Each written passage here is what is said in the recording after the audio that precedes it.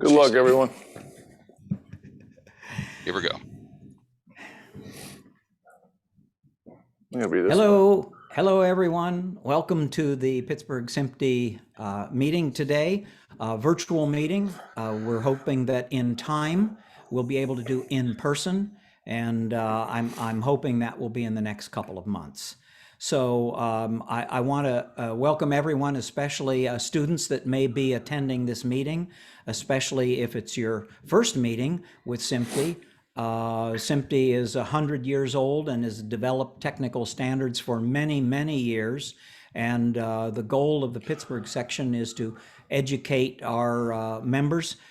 Pittsburgh has become an increasing region for motion pictures and television, Buzz being an example of that. And we're looking to keep our membership informed as to the latest technical standards.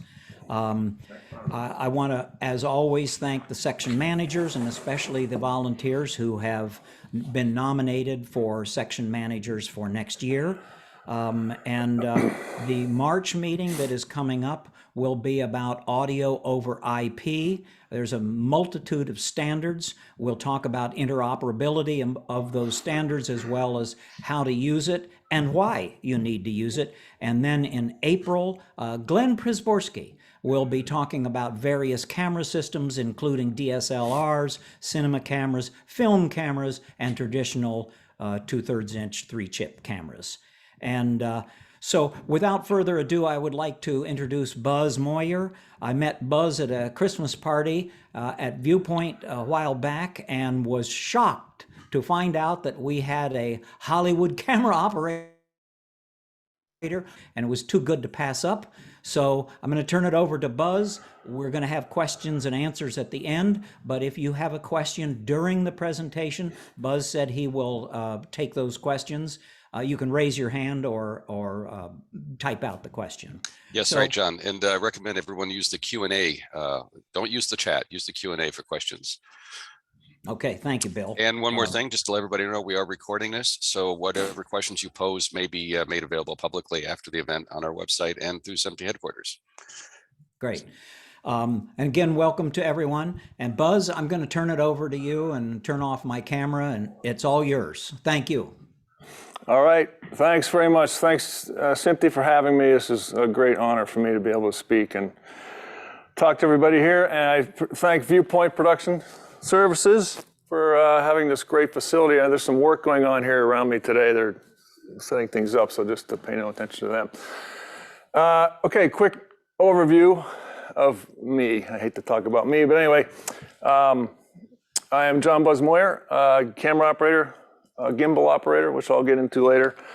I'm a member of the IATSE, which is a engine. Basically, all the crews that are on movies are part of IATSE, grip, electric, and camera, and props, et cetera, et cetera.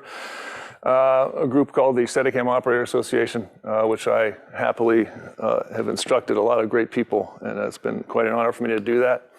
I'm part of what's called the SOC, the Society of Camera Operators.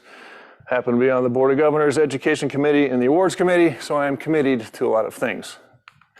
Yeah, so quick little bio about me, just because I have to. I was raised in Sewickley, Pennsylvania. I went to school in high school in Sewickley. I started my career very early on when I was 10 years old. I did summer stock theater as a dancer. That's Vincent Price. So I was actually professionally working as a union employee very young. So I learned to be a professional, how to act as a professional. And I had to perform in front of, every 5 days a week we had real shows. So I was definitely, had to act like a professional. So early on it helped to establish my career and my work ethic throughout. I got into doing commercials. This was a Diet Coke commercial from many, many years ago. I got hooked into Donna Belijack, who was a local talent agent back in the day, still is, but I ended up doing a national television commercial. I went to Ithaca College, studied film there. Came back to Pittsburgh and started working in kind of corporate videos, a lot of corporate videos here in Pittsburgh. I bought a Steadicam in 1991. This is one of my early ones from, this is actually a shot with DDI, Development Dimensions International, which was a training and managerial training video production services. So I got a lot of experience through that. I was able to hook up with our good friend, Glenn Przeborski, early on in my career. Without him, I probably wouldn't be where I am today. Honestly, I can say that from the bottom of my heart. He allowed me to practice Steadicam, do a lot of Steadicam, support me shooting commercials all throughout my early career. This one being down in Orlando with Sheets. This guy was supposed to be like Jim Carrey, Sheets commercial down there, but I definitely cut my teeth working with him. This was a early Kennywood or Idlewild spot from years ago. Just through my career, I moved into then feature films. This is from Kingpin many years ago. Some 3D things. 3D, this was Step Up 3D. So there's two cameras here. And it's kind of a lot of wires and cables, kind of a mess. This is from Rocky Balboa. Top of the steps, Sly. This is Dumb and Dumber 2. So there's just a lot of career photos, a lot of things I've been able to do along the way. So now you ask the question, what actually does a camera operator do? Responsibilities of a camera operator. Well, we work with the director, work with the DP and the actors to block the shots. Then we execute the shot discussed. We should be compromising and uncompromising. What that means is you need to let go of some of the things. If your shot doesn't really turn out the way you like it, but the performance is fantastic, then you kind of have to go for the performance and the actors. Effectively communicate with all the departments to successfully complete the shot. That would be grip, electric, makeup, hair, actors, props. Because I'm the camera operator, I'm the one that I see everything first because I'm there by the camera. It's very much different in narrative than it is in shooting sports or shooting news or things like that. Sports, you have to get that shot. Yes, I'm expected to get the shot first, or at least the first few takes. But if I miss the ball going into the end zone, we can kind of do it again. I might get yelled at, but anyway. As far as effectively communicating, it's very much a lot of camaraderie, collaborative. For example, if the camera's set up and the electrics put lights that are too close to the edge of the frame, I'm off getting coffee, not paying attention. It's my fault that I'm not paying attention. We come back and I say, well, when did that light get there? I have to be on it all the time and help the departments know what the shot is. Explain to them, someone asks me, I have to be very open to them. Be friendly. That's one of my best pieces of advice as far as how to move along in your career narratively is be nice, be helpful, be involved, be available. So basically those are some of the responsibilities of the camera department, camera operator. All of this is based on the script. So you read the script, you get the story, the characters in the script, kind of the emotional response of the script, locations, time of day or night. So if you get a script that's called Beware the Night, and it opens up with exterior rain in the winter, you want to avoid those. What the era is. So when you read the script, you kind of get the idea of, I can start to piece together in my head kind of what they're going for, what they may be going for, the look they're going for, the style of shooting, equipment that might be needed. All these things, I'm not, that's very much the director's responsibility, but I am involved in that process as much as I can. When we finally get the script, we get hired, we get a call sheet. On the call sheet shows the call time, the scenes to be shot in the order which they're to be shot, the actors that are in the scene, the location, the department information. So basically everyone there's a whole readout on the side there of props, makeup, things that are expected to happen during that day, and props that might be needed and things like that. So all the departments know what's going on. And that's very important. Back of the call sheet, they have all the crews listed, all the members, of the crew and the times that they're supposed to come in. So we all know kind of what's going on. As far as operating the camera technically, okay, over the years, there have been many more pieces of equipment that come through, but basically we have the geared head. The geared head, camera sits on top of that little rocker thing there. The wheels, you move them and they pan and they tilt. And as far as more accurate things, I prefer the wheels. But the fluid heads are great. We all know what a fluid head does. It tilts up and down. There's fluid in there. You can adjust the temperature, the tension of that. But these are pretty much the two go-to heads that, as far as equipment that I use to actually pan and tilt the camera. We have what's called the lambda head, which is an underslung head. So if you need to be low on the ground, you would mount that from the top on the Mitchell plate, and you could put the camera directly on the ground. Nowadays, and because of COVID, the remote heads have become very popular. These are the 2-axis remote heads. These are kind of the two that are the most popular, Talon VariZoom and the Mosits head. And these are wireless, or they can have a plug that plugs into them, but effectively you can either control it on a joystick or on the wheels that you can see there on the one picture on the left. We then get into 3-axis stabilized heads. This is the newer version. This is an airy stabilized head that will stabilize the camera. And really from stabilizing, because of something like this, we have these things called techno cranes. You can see that when that weight moves forward, the arm will contract or extend. When that extension happens, or if the base is moving, you can get some vibration on the end of that. So those heads will take out that little minor vibration, or can be big vibration if there's a wind. So that's why we go with the stabilized heads. The most common stabilized heads now that have been the standard are the Scorpio head.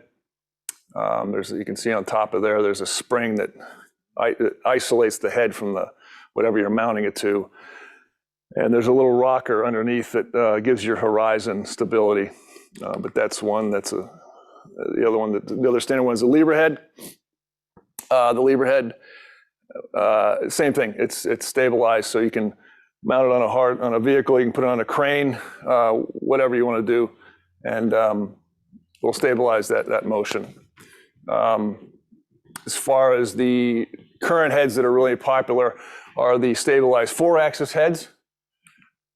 We have the Oculus, which is no longer, they've developed a newer head of this. It's smaller, a little more compact. And we have the Matrix head. Matrix head, Matrix mode. It allows the crane or the head to be put straight in line with the crane. So instead of it hanging below the crane or above the crane, the end of that crane is you have tighter tolerances, so you can get into smaller holes and things like that. So all this equipment has to tell the story, and I'll get into that in a minute. Specifically, Steadicam parts, which is what I do. That's a specialty thing. We have the sled. The sled is based on the balance. That's what the camera mounts on. There's a monitor at the bottom and batteries to power the whole thing. We have the vest. The vest is what I wear to support the arm in the camera. The arm isolates my motion from the sled, takes up my walking. Within that nowadays, we have what's called the Tiffin Volt gimbal. The Volt has motors and belts on it, which will aid in horizon leveling. One of the banes of Steadicam operating is not staying level. It can yaw like a helicopter. So this will aid in that, as well as the Betz Wave, which is a rocker which goes through a computer, which then you set your horizon, and whatever the Steadicam is doing in the yaw axis, this will keep it level. There are no gyros on a Steadicam, but you can add gyros to a Steadicam to add instability for wind. The gyros don't want to move anywhere, so it keeps your axes locked in a windy situation. All right, another bunch of stuff that's out now are gimbals. Okay, we have the Movi, the Ronin. All of these are all stabilized because of the motors and that are in there. We have what's called the AR Omega, which is a ring that sits on top of the Steadicam, which allows it to stay level, and it'll go from high mode to low mode. We have the Maxima, which is another gimbal. And we have what's called the Trinity, which is it's basically one of those Oculus heads mounted on top of the Steadicam. So you can go from low mode to high mode on the Steadicam and also stabilized. Okay, put all these together with lens choices. You have anamorphic and you have spherical lenses. Okay, they all have different qualities. Anamorphic shows a great flare. You have flare highlights, flare characteristics. Telephoto anamorphic, you're compressing the lens, but it's still widescreen format. If you want to be wide and close, you're into the actor's face, but because it's anamorphic, you have a lot of room there behind Tom Cruise. And because of the focus depth and the focus limitations, it really isolates the actor. With spherical, I can explain the difference between spherical and anamorphic in a minute here. Spherical has a completely different feel to it. If you're close to an actor, it tends to warp their face, makes it a little more round. So if you're being wide and close, or you're being long and close, I mean, these are the same shots relative, but obviously longer lens, you get less depth of field in the background, isolates the actors in the foreground. All of these are creative choices that can be made on the day. All of these lens choices, everything that's here, means nothing without the story, without the content of what you're trying to tell, ultimately to an audience. Film formats. Okay, nowadays we have 4-perf, 3-perf, not much film. I am currently shooting a film movie here in Pittsburgh. West Side Story, which I worked on, was a film job. It's not used that much relatively anymore compared to the digital now, but all these formats are basically your standard. You have anamorphic, Super 35, and between 4-perf and 3-perf. 3-perf means you're only pulling down 3 perforations per exposure, so you're getting more film, more time in a magazine, instead of 4-perf, which is pulling down 4 perforations, which is then decreasing your time of your film run. Then we get into digital formats, which is absolutely mind-numbing. I'm not really here to discuss the formats because there are so many different variations on all of these cameras, and you're welcome to look these up. If you need notes about these, I can explain about all the different cameras that are out there. But all of these formats are still 1.8.5 or widescreen, or variations of that based on whatever K you're shooting. It gets incredibly complicated. From my perspective, my job is to use all of those tools to tell a story. Technically, I don't really know a lot of things. As long as I can look through the eyepiece and frame a shot, that's my job. My job is to use all of these tools to tell the story with the camera. How I do that is basically through a lot of years of experience. I've been fortunate to work with a lot of directors. I work with a lot of directors of photography. Technically, that's not my job. My job is to work with the actors, to work with the director, and the director of photography. So we will block a shot. We will work together with the actors and the director. So effectively, when we set up a scene, the director will have a private walkthrough with the actors. They will then rehearse with the crew. So they'll go technically through all of these points. Camera assistant will lay marks for the actors. And we'll use a lens finder to set where the camera is going to go. So we can have, basically put a lens on an eyepiece, and we can stand where the camera, stand where the lens, mark a height, so the dolly grip can then come in, knows the height of where the dolly is going to go, sets that height. So all of this is done after the rehearsal happens, so we all know what's happening. But we have marking rehearsal, and then after the marking rehearsal, much discussion ensues Basically, every department comes in, wondering how long it takes, what we're going to see. If there's a dresser in the way, set dresser will come in, move the dresser. If there's lamps need to be put in, set dressers will do that. Electrician's gaffer will say, okay, where are we looking exactly?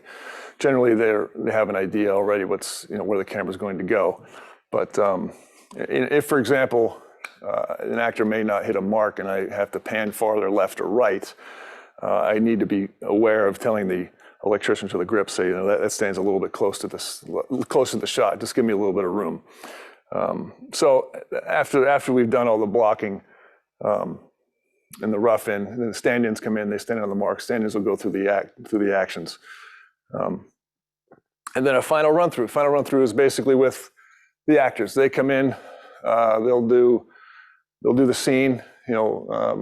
After the final run-through, then if they're standing up too quickly or something I didn't expect, I can walk to the actor and say, could you just let me know how you're kind of standing up there? Because sometimes you stand up too quickly, it's hard to keep them in frame. And if they're saying a line during standing up and they go out of frame, well, the line's off camera. So, actors are great with that, with explaining what they're going to do. Most of them are. Others can be a little more difficult. Or if I just have to be on it and they're not really helping, then I have to really dial in and get on these actors, pay attention. Okay, so then we end up, if we're going to move the camera or move the actor or move both, this is basically, I just set my phone on a Steadicam battery looking up for a Steadicam shot. But we can see different ways of moving the camera. I'm on the dolly there. That bottom right one is rigged off of a electric car that's pulling a dolly with an actor on it. So he's riding a Segway or something like that. But all this equipment we have still goes to telling the story and why we're doing the certain shot. What is the reason for doing the shot? And all that goes through back to the script and the emotional response of what we're trying to tell. This again goes to more camera motion. I can be on a crane, get boomed down. 310-pound guy gets on as I get off, because if he doesn't, the crane shoots up in the air. So there's a timing thing there. With these Movies, this is how we hang the Movie or Laronin. They're supported overhead. So all these tools, again, are choices for telling the story. I have to be able to proficiently operate all of these things. Over the years, these things, that more and more come, so the more proficient I have to be. Operating the shot is really 15%. To use these tools is 15% of the job for me. The other bigger part is to be on set and to be in a position where it's very collaborative. How to work, how to talk to somebody, how to talk to a director, how to talk to an actor. Just through years of experience, it takes all this time to get this stuff done. So it's, like I said, it's been quite a career. So we end up making the shot. Well, making the shot, for me, as the shot's happening, my eyes are open, I check and recheck. So if the boom is going to be a little close to a certain part going through a doorway or something, I just go to the boom operator and make sure that he or she are aware of my problem with what's going to happen, and then they make me aware of what they're getting into. So we work together. It's very collaborative. Reiterate instructions. Again, if a grip needs to flag a light or a flare at some point, just have to make sure where they're going to be. If you expect everything to go wrong all the time, hopefully it doesn't. But when you're prepared for everything, then and being very collaborative and open to your crew, that will facilitate a much better shot and product. So yeah, we roll sound, roll a camera. Camera system goes in with a slate, hits the slate, which then syncs your video with your audio or your film with your audio, and then we move on or we make adjustments. It's that simple and it's that difficult. as an operator and anyone in the freelance business, I don't work for a particular, most of you probably don't very much freelance. So relationships are very important. It's all about meeting people, working with people, being nice, being collaborative. Because I can get a job from anybody. I can get a job for a key grip from a gaffer. They will recommend me in a meeting on a feature film. And, then I can work with more people. It's all about building relationships and continuing a career, which I've been very fortunate to do. So any questions at this point? And that's a lot to go through, and we can certainly go back because there's not a lot of time to explain 30 years of a career. But I think you get the idea that, technically, aside from me having to figure out how to use all this equipment and use it proficiently, my job is to, tell a story with this equipment. And it's not really a matter of being like a technician. I'm more of a visual storyteller. So, any questions at this point? Yeah, John, or Buzz. Actually, we are starting to get some questions here, and here's a nice one. What is your most memorable shoot? What is the most memorable shoot you've ever worked on? Yeah, that's like asking what your favorite musician is. I think they're all definitely they all have meaning and importance, and not even from building a career, building my knowledge of how to do the job. But I think one would be West Side Story. It's a big job. It just very big. We had a lot of equipment there. The dancers were fantastic. The music, it was just very inspiring. The dancers were inspiring. The Post, which is another one I did with Steven, a lot of Steadicam work in that. That was good. I did a movie called White Fang years ago, which was shot in Alaska. So just being in Alaska shooting that was great. A couple of romantic comedies. A movie called Sweet Home Alabama was fun shooting down in Atlanta. Just a great environment, great people. So I think when I talk about a good movie, I go back to the people that are involved.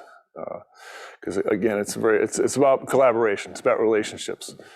So that's the difference. The difference between a good movie and a bad movie for me is what the people that I meet and people that I associate with. That's cool. Yeah, it is all about the experiences in the end. Yeah. Kind of related to the favorite kids question. Choose one. Do you have any favorite locations that you've shot in, particularly? Yeah, I was in Iceland. I did a movie called I did the Iceland part of a film called The Secret Life of Walter Mitty. So being in Iceland was a treat. It was really exciting. I just did a movie in Ireland. Finished that in November, and that was also great. The crews over there are fantastic. Not that they're any better than the United States crews, but they have a certain way of doing things, and I really bought into it. Those locations were great. And of course, shooting in Pittsburgh for all these years. Who can't help but love shooting in Pittsburgh? Just down the road. Yeah, I haven't worked. I'm starting a job here now, but I haven't worked here in about 6.5 years. I've been traveling all over the States and different countries, so it's nice to be home working. Yeah. It is. Yeah, your own bed sometimes. Yeah. And related to that, Glenn's asking, did you have another film coming up in Pittsburgh that you could talk about yet? Since you don't get here a lot, perhaps nothing too soon, but. Yeah, well, like I said, I'm starting this job now. It's called A Man Called Otto, which is based on a film called A Man Called Ove, which was a Swedish film. Basically it stars Tom Hanks and who I've worked with before, which is, it's nice to work with someone who you worked with before, at least as far as an actor, because you know the relationship, you know what to expect from them. And I kind of already have done that path before. So so I'll be doing that. That's through till May. And it's actually very close locations for me. Most of them are 10 minutes from where my house is. And that never happened. So I'm very happy about that. Yeah. Yeah, thanks, Glenn. Thanks for starting me, Glenn. I appreciate it. Thanks very much. Yeah, that's the same Glenn. Yeah, I have a look, your shooting crew getting some B-roll there, looks like. Yeah. Good. The rig they're on doesn't look particularly stable. Yeah, no, that's part of the story. That's what they want, you know. Yeah.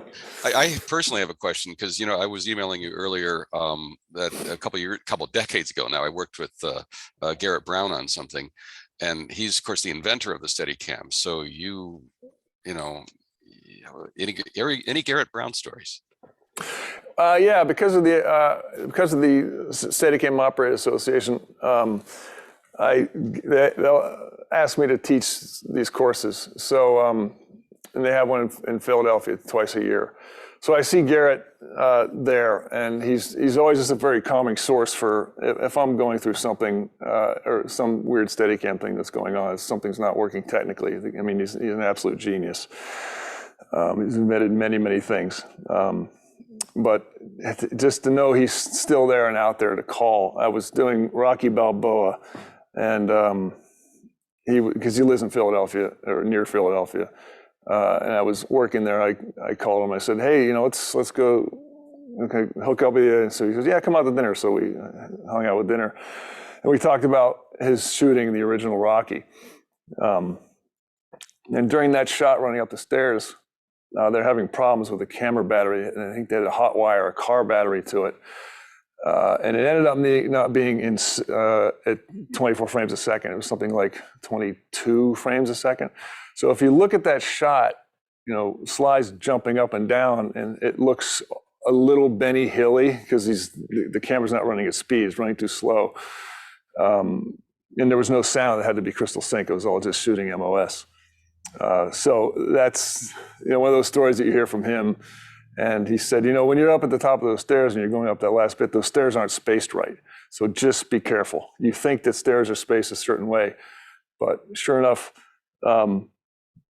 we get up to do the shot, and Sly, I said, you know, I was like, Sly, how do you want to do this shot? He goes, you know, we'll just do it the way your buddy Garrett did it. Just start here and do the thing. So we've been waiting all day to do this shot. And he was waiting for he knew this snowstorm was coming. So they ended up doing the shot, and these giant flakes of snow just came pouring down out of the sky. And it was absolutely gorgeous, this silver tone to the city. It really was a gorgeous thing. And I started to do the shot, and I'd seen this shot hundreds of times. And it's because he had this battery connected to a cable. And when he's running up there, you could kind of see him, the camera's kind of doing this on the way in the shot, and it's kind of out of sync a little bit. And it's really not something I think he was ever really happy with because of the technical thing going on. And when I did the shot, because I'd seen it so many times, I'm watching the monitor, and I'm almost imitating what I'd seen all these years. I get to the top, you know, the director of photography goes over and says, you want to do that again? I was like, yeah, absolutely. But it's because I'd seen it so many times, and I realized that, wait a minute, I'm actually doing this shot right now. And I was so distant. I didn't realize it was me doing it. I was completely out of it. And then when I did realize it, yeah, okay, we should probably do it again. So we did it again.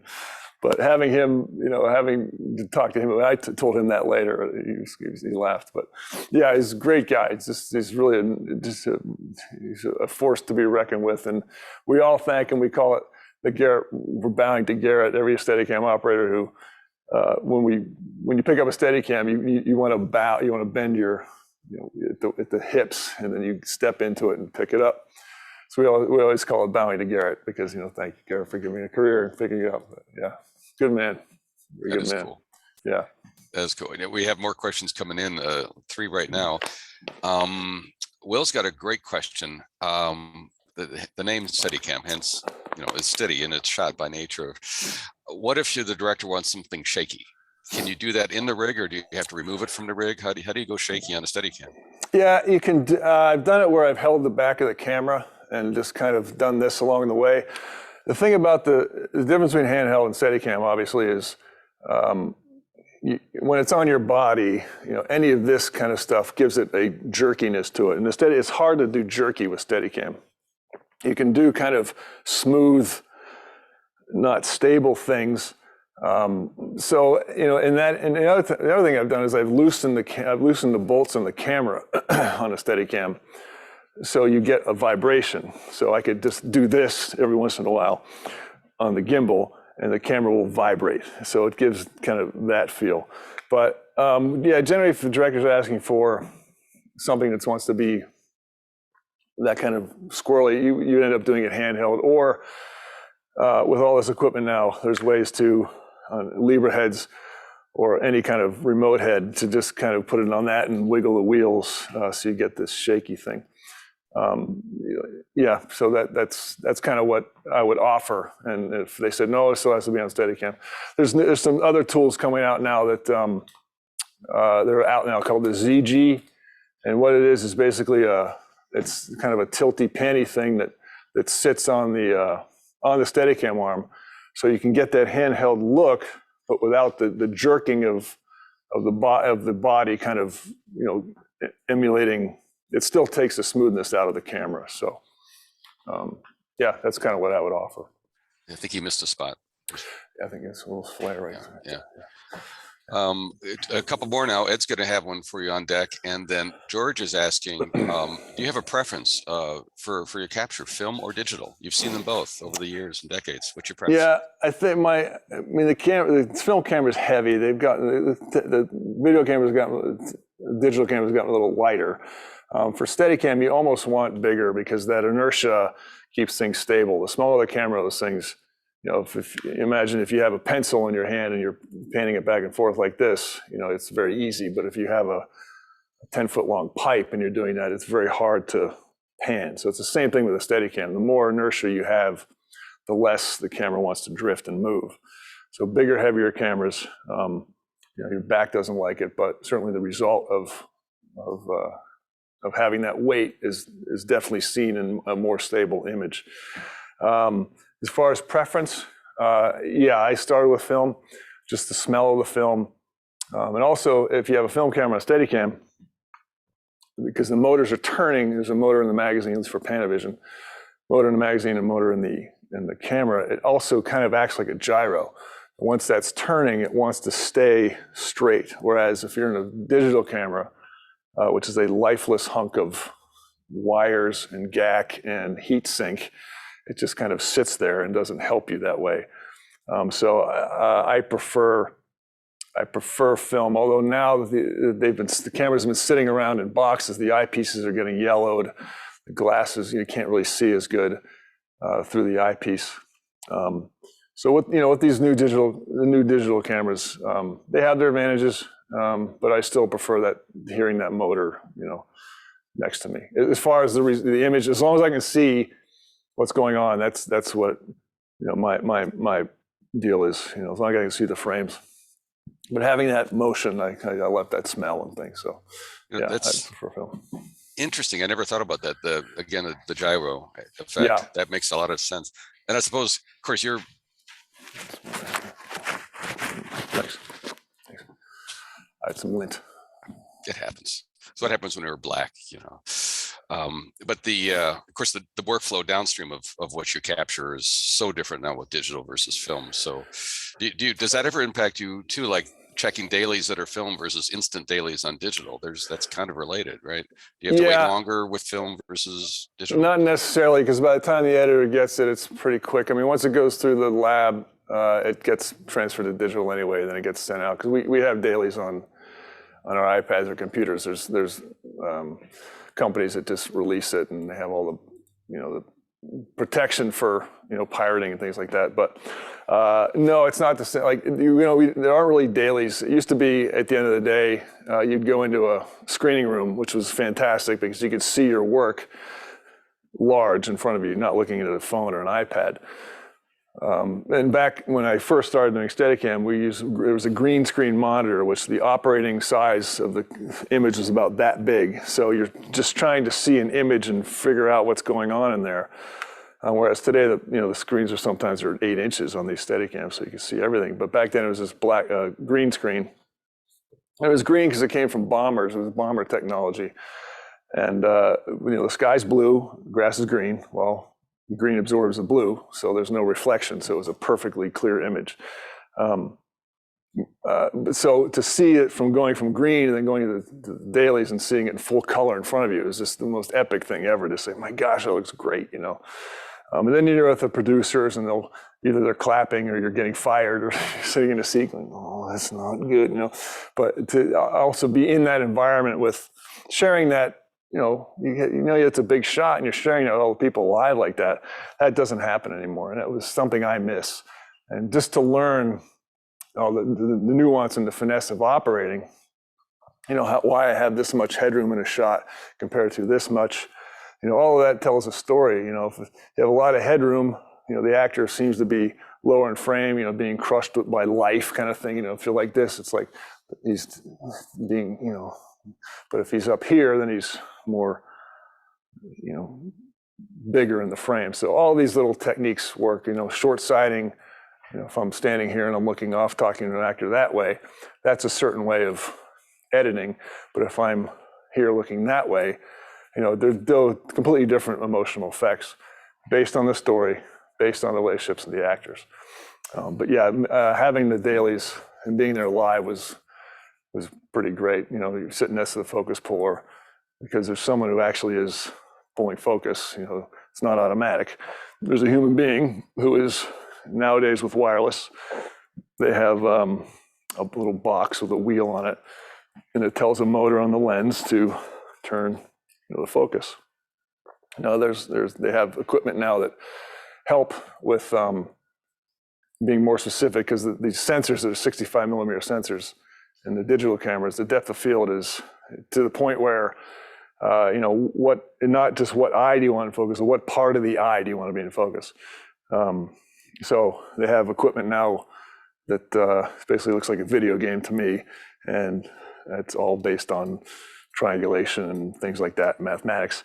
But they're looking at the monitor, the assistant's looking at the monitor and, you know, checking these bars and looking at the eye, and, you know, so there's someone actually doing that. If it's with Steadicam, you can't touch the Steadicam. It used to be you could, you know, everyone was touching the lens and, you know, manipulating the focus that way. But with Steadicam, you couldn't do that because it bumps the camera. So they had to develop this wireless system, which then they say, hey, let's use it on a standard, you know, on a crane, or let's use it on a dolly. And now that's what it is now. It's all wireless focus system. And those ladies and gentlemen who do that, I don't know how they do the focus. That is some other worldly thing of being able to do that, you know, and I really respect and appreciate that job. Hardest job on set for sure, pulling focus. Because if you notice it, you get fired. But if you don't notice it, you don't even think about it. You know, it's pretty. That's art. Pretty crazy. Artists, lots of artists on a set. You know? Definitely, yeah. We've got 3 more questions here at this point, and the first one is going to be by one of our section managers. And Ed, I think you've got a question here about CGI. Yeah. Hi, Buzz. Great presentation so far. Yeah, just interested to know if you've been involved with any, you know, features that are kind of CGI heavy, and if you have any experience with that, what kind of special challenges does that present for the camera operator on set? Yeah. There's a little movie called the Avengers, first Avengers. There's kind of, you know, just a couple CGI shots of that, but no, yeah, seriously, that was in fact, I just did a movie with in Ireland with the same person I was working with directly on that in New York City. But we talked about this one shot. But anyway, the movie I did in Ireland, I can't really speak of it, but there's one of the characters doesn't exist. It's all being built in the computer. So along with that, in this story, in the Avengers, I was standing outside of the Grand Central Station, and one of these ships comes down and crashes. And so he shows me the picture of the ship. And okay, so how big is it? Well, it's big. Well, how big? Well, you know, it's a ship. It's like, okay, how big is the ship? I mean, what am I looking at? Well, just do like just kind of pan across and tilt down and have it land. And okay, you know, so basically just pointing at a building in the sky, and I just kind of do this, and it's like, well, is it fast enough? Yeah, it should. We can speed that up. We'll slow it down. We can make it smaller. So these days they can do really anything digitally. Like I said, they're building an entire character in interacting with live actors. So, I'd have to think of, well, how tall is this character going to be when they're fighting? And you tilt up, and well, how fast would the character tilt up? It's maybe like this. Well, we can speed it up. Well, you can't because there's an actor in the foreground, and their hand will start doing something fast. So I have to make sure that speed is right based on what this actor that doesn't exist is going to do. So those are challenges because we really don't know what. There's a concept of what it looks like. There's definitely pre-visualization, which are cells that are done with animation built into it. But still, when you're on set and you're figuring it out, the question is, well, am I hold the back, So, but there's a lot of departments involved. Again, collaboration, talking things out. Everyone's in agreement. Director of photography, visual effects coordinator. All of them are, kind of on the same page. So, that's the big one. It's not knowing really what's there and trying to figure out how to make it work. Yeah, that's kind of what I was thinking with my question is how do you shoot things that aren't there? Yeah. That must be interesting. Yeah. Thank you. Just going to play behind the scenes here of some movies. So this was actually another pretty heavy, it was called After Earth, heavy effects, where they're monsters that didn't exist. So we had to kind of figure out what's going on. And this is emulating a meteor, whatever thing. And this is another movie, but yeah. Yeah. Okay. Any more questions? Good. Yeah, we do have more. This is great. So have you ever fallen off a Steadicam? Not a Steadicam, but a perch, a chair, a lift. Have you ever I've fallen with a Steadicam once. I was doing a shot where I'm running backwards down an alley, and there's a dog with a hamburger in his mouth, and I was in low mode where the camera's underneath. So in that behind the scenes, the camera's on top, but turned everything upside down, the camera's in low mode. And I was running with a dog backwards down an alley. We did the rehearsal, and we were ready to roll. And after we did the take, well, the set dresser had put garbage bags in the way. So as I'm running backwards, I hit the garbage bag and lost it and fell. And that is the only time I fell. I slipped once, which was the last job in Ireland. We were very much shooting outside in rocky terrain and mud. And I was kind of backing up a hill, and I slipped and landed on my knee, but that wasn't, But yeah, I mean, it happens, and you have to know that it can happen and be aware of it. So if there's a situation where I'm running where it's just not safe to run, or the shot's going to be, I can't keep up with somebody, then we'll put it on an electric car or an ATV, or so I'm actually being pulled, or a rickshaw, so I'm not having to run, and it's just a safer kind of way to do it. That reminds me of that famous shot in The Shining where the little kid in the trike was going in the circles around that big room with the carpet, and there was somebody running after him, right? I mean, yeah, he was in a wheelchair, so he basically rigged it out of a wheel. There may have been a doorway dolly. Anyway, he was basically rigged, so he wasn't wearing the camera. It was on a hard mount. You can hard mount the arm to, off your body, and in that way, he can keep the camera also very, very low to the ground. And yeah, that's a classic shot. It's just a great shot. And the sound design is what made that shot. Just going through off the rug and then going on the floor and going, it was fantastic. Yeah. A really important question here. We've got a lot of students that are watching, and we'll watch this video later. What kind of suggestions do you have beyond training stage crew?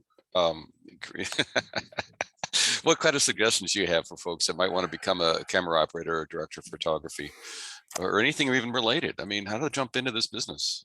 Yeah, it's when I started, I breezed over all that stuff. When I started in Pittsburgh, there were a lot of corporate companies here: Fisher Scientific, Westinghouse, DDI, and even WQED was producing a lot of things. So there was a lot of work for freelancers, commercials with Hartwick Wisborski, and quite a few other commercial production companies here. TPC which John is very familiar with. They would have in-house production and things going on up there. So there's a lot of things going on.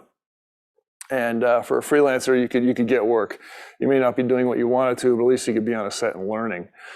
Nowadays there's a lot of more opportunities open, even with YouTube videos. You get on YouTube and you can practice your craft, and people can watch it and give you feedback and reviews. And it depends on what department you want to get into. There are many different opportunities in the film business, many different, from grip, electric, oh my gosh, makeup, hair, there's so many things. Everyone wants to be the director of the camera department. So it's difficult to get.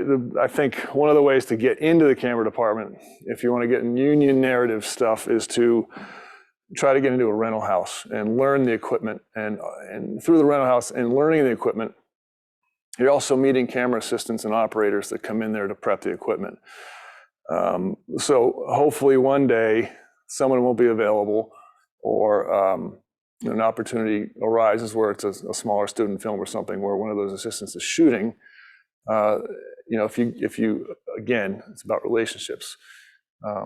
If you've gotten to know somebody through the rental house, maybe they'll ask you on the job, which will then build your career. But it takes a long time. I always say 10,000 hours to get something down. And there's also no right way or wrong way to get in. You get in a certain way. You ask 100 people the narrative thing, how they got into it, you'll get 100 different answers. What it comes down to is believing in yourself, being nice, being available, not staring at your phone when someone's talking to you, paying attention. If you're looking at somebody, if you see somebody, if you happen to be on a job and you're a production assistant and you're staying there on your phone, you're playing with your phone, door opens and some poor person is carrying just a handful of bottles and the plastic wrapper fell off and the bottles are flowing everywhere. Don't just go help the person, because that person may be a producer one day. And then, so go help the person on the phone. So, just be available. These phones have taken people out of reality, and certainly on a set, used to be when, between takes, everyone would be kind of talking quietly and shh. Now there's no shushing anymore because everyone's just on their phone staring at YouTube videos. So just be available, be present, have connections, make connections, tell stories. Like I said, there's no right or wrong way. If you want to shoot, start shooting. If you want to write, start writing. Just do it, get practice, make mistakes. When you're out shooting something in video or taking pictures, know the parameters of focus, know what you can get away with. If it's too dark and you're shooting something too dark, know what you can get away with in post, with all the tools in post to brighten things, to enhance contrast if you want to shoot. There's just a lot of different ways to do it. And it's not easy, a lot of competition out there. But longevity, believing in yourself, believing the dream, you can get into stunts. That's always available to you. So, just keep going, and the sky's the limit if you let it be, and don't get down on yourself. That's what I think. That's excellent advice. It's like they all say, follow your passion. Yes. If that intersects with skills, then you're off to the races. And opportunity. Yeah, that's right. Yeah, right. And opportunity. It's like a trifecta. I would solicit to our attendees, if you have any other questions, please send them our way. But I've got another one myself, and it's kind of related to where the technology has been emerging, right? From down the pike, we've got IT workflows now and everything IP, it seems, which is opening up a lot more opportunities. But how does all that impact the technology and those workflows? Where do you see that impacting camera work in the future, 5, 10 years from now? Yeah, again, from my perspective, from me as an operator, once they say wrap at the end of the day, I know my work is complete and it's done. From that point on, obviously technology is going to change. How that's going to change, I don't know. I think it comes down to what medium it's going to be presented in. Because of all the streaming things now, will theaters go away? I hope not. Will VR become the thing? Maybe. I don't know. It could be anything. It could be something we never heard of, holograph, however. But things change, things build, things come back to the way, we're still shooting film. So I mean, there's a reason for that. It's it's a medium that still is being used, and it's still an efficient way. It's the best way to store images, because it's just a piece of film. You put it in a can, it lasts for years, and you should see it again. Where, if you go to take your digital pictures, the prints could fail, or your phone blows up and the zeros and ones can't get recognized anymore. Well, it doesn't exist. But with film, that negative exists. It's there. It can always be gone back to, So, I don't know. We'll see. Yeah, it's always interesting. Yeah. Cool. It looks like we have dried up on our questions here.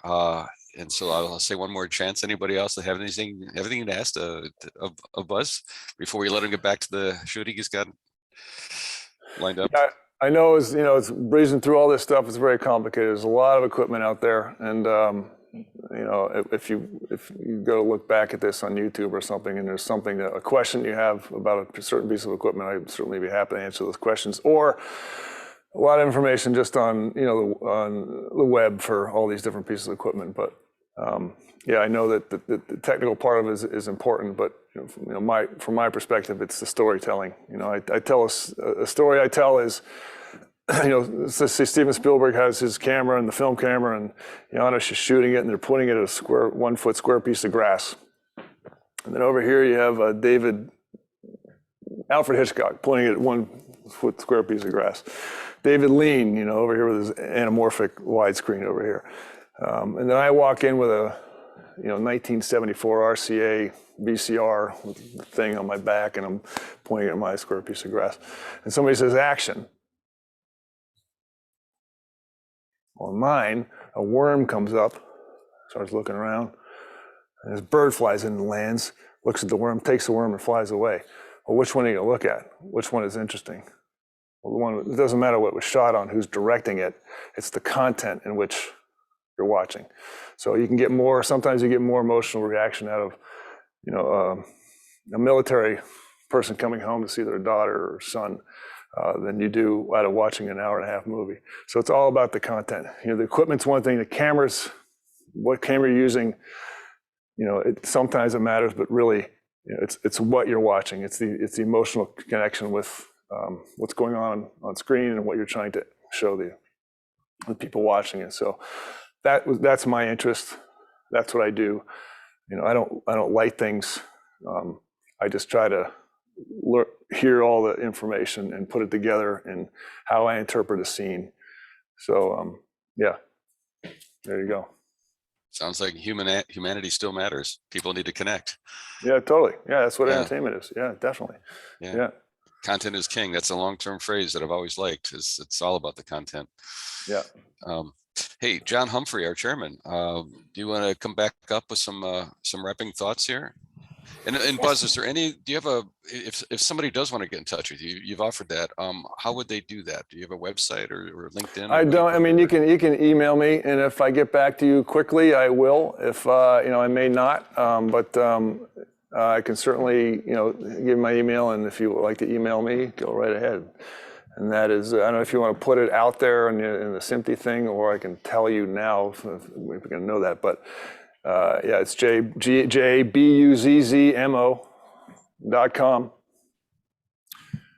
@gmail.com. Yeah, Gmail, jbuzzmo.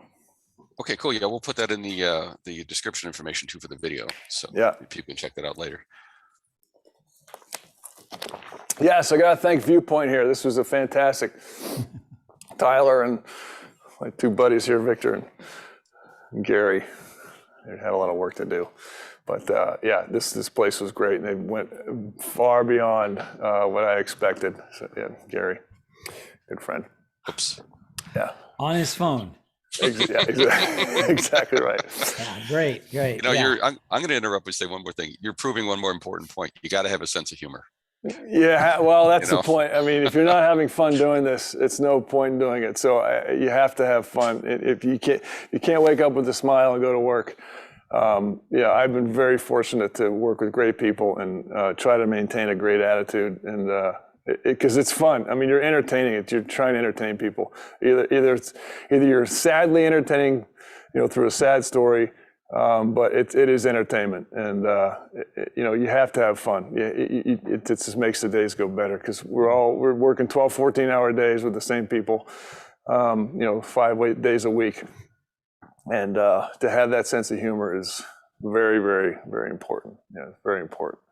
So yeah, I'm glad you put up with these guys walking around. Yeah.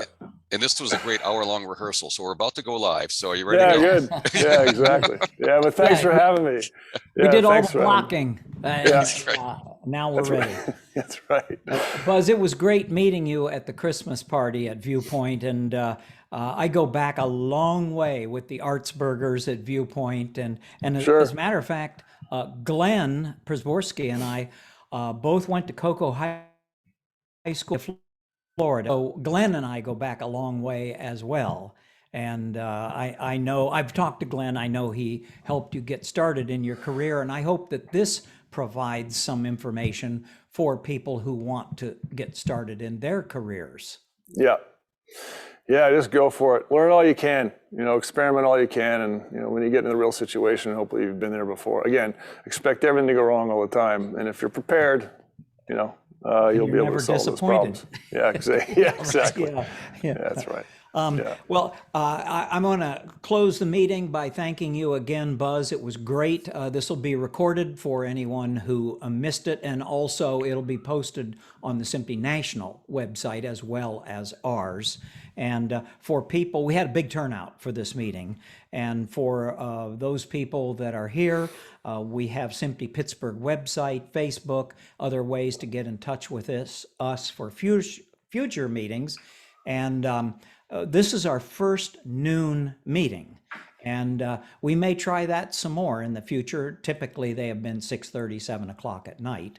Yeah. And I'm also looking forward to our first in-person meeting someday in the near future. Looks like COVID spike has passed, and there's a decline in new infections, and I'm optimistic that in the next couple of months, we can try an in-person meeting with food for the people who attend. That's always good.